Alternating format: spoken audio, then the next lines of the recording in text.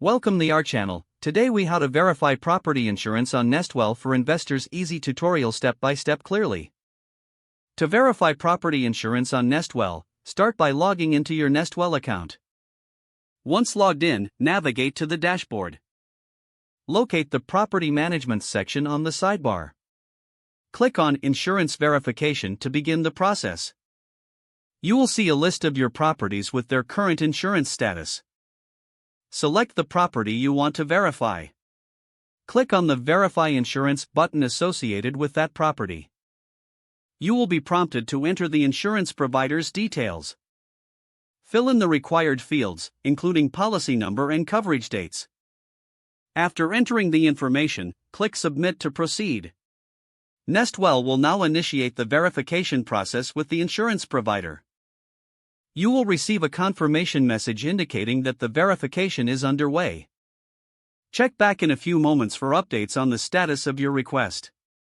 Once verification is complete, you will receive a notification with the results. If the insurance is verified, it will display as active on your properties page. If there are any issues, you will receive specific details on what needs to be resolved. For any further questions, refer to the FAQ section or contact customer support. That concludes the property insurance verification process on Nestwell. If the page does not load, refresh the browser or try again in a private or incognito window. Make sure you are using the correct email address, then retype it carefully to avoid small typos.